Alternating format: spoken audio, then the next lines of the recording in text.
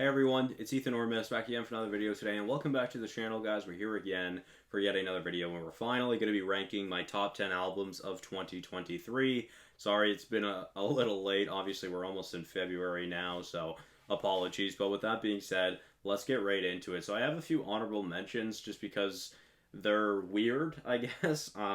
They're kind of just small projects, really. So at number three, or for honorable mentions at least, I have Before Pink by Sofago. This is, of course, a very short little mixtape EP. It's only like 6 or 7 songs, I think, 5 maybe. So yeah, obviously it's very short. It's not really a full album, so I didn't really want to add it to the list, but nonetheless, definitely a great project in my opinion.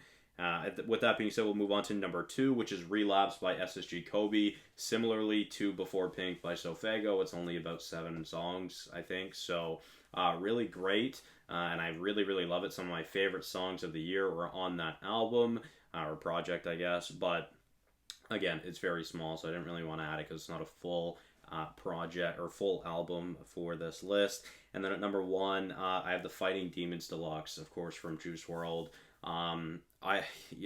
The Fighting Demons album came out in December last year, or I guess 2021 now. So it came out very late in 2021, and it's not on this list because, of course, technically it's not an album from 2022. But I know a lot of people would consider the year-to-year thing a December-to-December thing rather than January-to-January. I just don't like doing that. I'd rather it be known as a 2022 list. So yeah, that's why it's obviously, and again, the deluxe is pretty small. It's only a couple added songs. So again, didn't really want to add it to this list since it's not a full album. But with that being said, let's hop into it. So at number 10, we have Harry's House by Harry Styles, which I ranked an 83 out of 100. I thought this is a really great album, and I think it's the best Harry Styles album. I listened to all 3 of his solo studio albums earlier this year, I think late in the summer or early in the fall. And yeah, I think each album just got better and better, and this one is definitely my favorite. Of course, it's his newest album, but I think it's a great album nonetheless. So, moving on to number 9, a very new album. I have SOS by SZA, and I ranked this one an 84 out of 100. This was a pretty easy one to add to the list. Both Harry's House and SOS, there's songs on the album that I really enjoy. There's a couple songs where I don't enjoy it as much, but I still like them. But the peaks of those albums are very high for me. So moving on to number 8, probably a hot take already, but God Did by DJ Khaled, which I ranked in 86 out of 100. The majority of this track list is really great, and I revisited it a lot, and obviously the highs are very high on that album, but again, the lows are kind of low, but there isn't really a song on there, or there's like one song on there that's an actual skip for me, so obviously that brings down the ranking for me, but yeah, with that being said, we'll move on to number 7, which is actually a very new artist for me, Dro Kenji's Anywhere But Here, which is another great project, which I ranked an 87 out of 100. I really, really love this album. I definitely recommend everyone to go and listen to it. It's fantastic.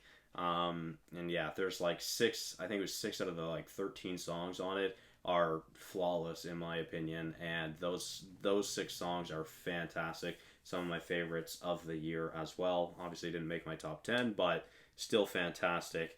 With that being said, another new artist and still a very underground artist, we have SHOJO's Killua, which is another great album, which I ranked an 88 out of 100, which is absolutely beautiful. It's a fantastic album, and again, I highly, highly recommend you go listen to that Dro Kenji album and that SHOJO album. I think they're both fantastic, really underrated projects, and of course, they're both pretty new, young, and underground artists that I definitely think deserve some listens. So definitely go check those out. So now we're into the top 5, and at number 5, I have Her Loss by Drake and 21 Savage.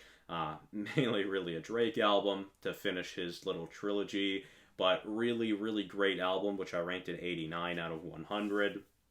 I really, really love this album. Again, the highs are very, very high on this album, and there's no skips on this album for me. This is the first album on the list with no skips, and yeah, I think it's a really great album.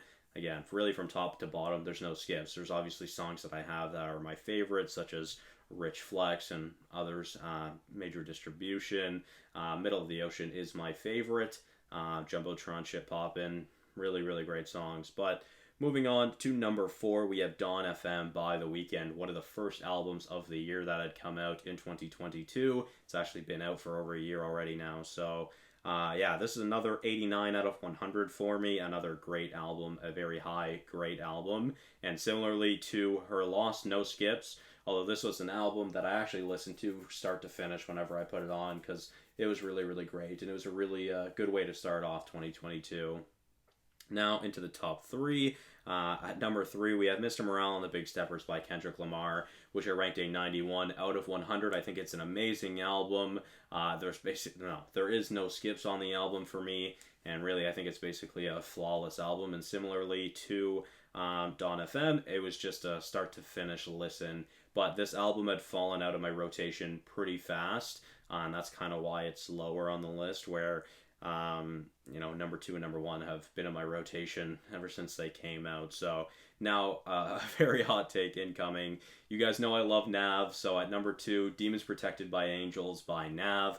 Fantastic album. I love Nav. Nav is overhated. I rank this album a 93 out of 100, and it's my second favorite album of the year. I love this album. Nav's production is always one of his strongest suits on his albums, and it's fantastic. It's beautiful. Again, there's really no skips on that album for me. There's like 1 or 2 songs that are that are close to skips, but really overall I don't skip them, and that album stayed in my rotation for quite a long time, to be fair, as well. Really only kind of fell out of my rotation since the new year. But with that being said, on to number 1, which I have mentioned before, I think all year long pretty much, but my favorite album of the year with a 94 out of 100 is Denzel Curry's Melt My Eyes, See Your Future, which is fantastic. Another great album. Or amazing album, I should say.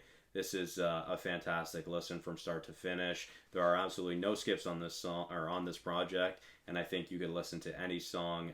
And there's plenty of songs for plenty of moods. Walk In is one of my favorite songs of the year, and that song's been in my rotation ever since I first heard it. And yeah, I mean, it's still in my rotation, and it's been out for about a year, I think over a year now. So it's fantastic. I love it, and I love this album. But yeah, very, very interesting list, I'm sure. Obviously not just hip-hop, mostly hip-hop. There's some R&B, there's some pop in there. I'm excited to see what 2023's albums will hold already. Most definitely my favorite album of the year so far is Trippie Redd's Mansion Music, which I'm currently listening to right now. It is incredible, and I love it. So with that being said, guys, let me know your favorite albums from 2022, and I'll see you guys in the next one. Bye-bye.